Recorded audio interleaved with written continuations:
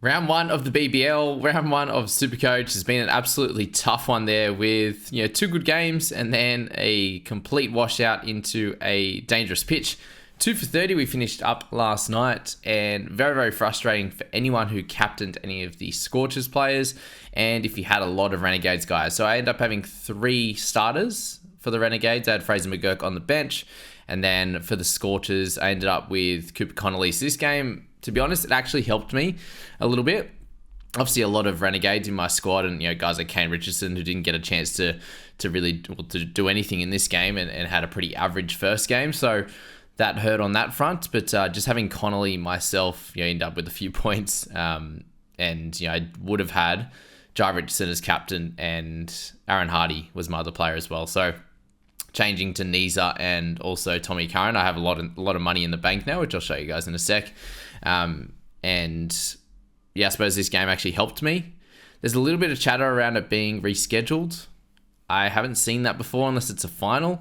So it would be very interesting. There is a fair bit of space in the schedule, but obviously, with these teams at the moment, they've just split the points anyway, 1-1. So I don't really see the point in trying to do that. Again, it would be unprecedented if that's the way they played this one. That's for sure. But that pitch last night wasn't great. There's that that picture there of the 3 balls that Will Sutherland bowled, the third, fourth, and fifth of that last over. And just the different bounces. There was the lower one, mid-tier, and then the one that would have actually probably hit him sort of in the throat or something like that if it was straight. It did seem to be bouncing like that when the ball was outside off, but still very unsafe, unfortunately. And that was the question there, that if Jai Richardson was to be bowling at 20 k's extra pace or 15 k's extra pace, that how would that go if that hit you, kind of thing. So hard enough to face in itself without any help off the pitch. So a frustrating one. But if you did happen to captain Hardy, he did pretty well in the circumstances to actually get to 20, and that's going to be very helpful.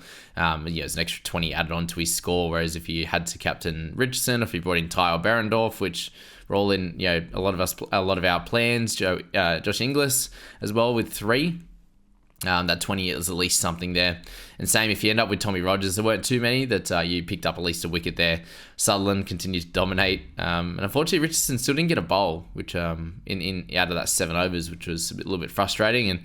And Majid there only getting the 4 points. He had a pretty tough 2 games as well. So the Renegades, unless there is a rescheduling, are done for this round.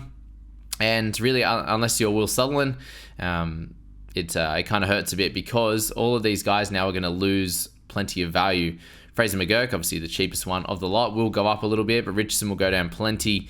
Majid will go down plenty as well. Same with Joe Clark. Tommy Rogers will go down a lot as well. It'll just really be Sutherland that'll go up from this team. And Zampa actually got pretty lucky in the end. So him not playing at all meant that his price doesn't change. It just has him playing the 1 game, which is pretty cool. And he got the 62. So worked out well that he could get his rest that he said that he needed in this game where they hardly played in that one there. So I may as well show you my squad there for the moment. Chuck it in there in the game day. So this is the Podmasters Cup we've got in here. I may as well chuck that in there. It doesn't show the other person's team as of yet, but really our main issues at the moment, Harper with his 4, obviously gets a second crack at it. Our Heat guys, would love to them to get that 3rd game in. Most of them doing okay at least. Nee's 47 is a little bit of a worry based on price, but Kuhneman, if we can get him another one, that would be helpful. Just be aware, guys, of the projected scores that they've got underneath here, or what they're needing to get, sort of their break evens and the like, is to it's all very close to that number. With Kuhneman, that's based on 3 games, so all those Heat guys. Same with the Renegades guys, it's based on 2 full games. And because the Heat are only going to be playing the 2 games, they'll drop down.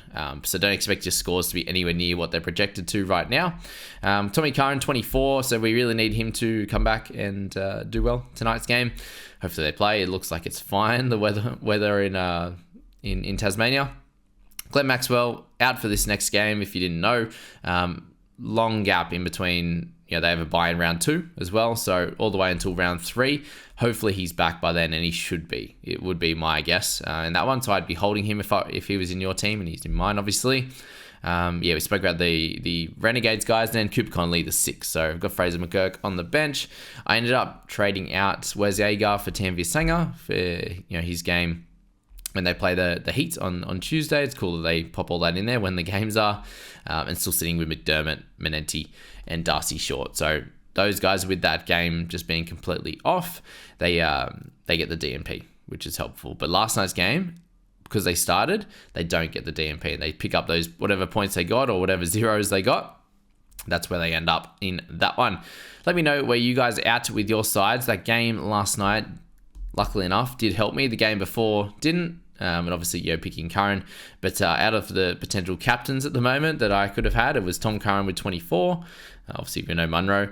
But Hardy 20 and Richardson 0 in their one game each. So I'm on the good end of the stick in the end. We do need Curran to come out and play well. And we'll see what happens if there's any thoughts on rescheduling. But I don't think it would happen. Just as much of a chance as I thought that they were going to come back on the field last night. It'd be weird if they did slot in a rescheduled game because they started it. There's the players have already got runs. Like, do they just scrap all the stats, and then start another one? I think there's just too much in there, unfortunately, to be able to do that. So it'd be like, well, why do they get to replay their game, but the Heat don't get to replay their game?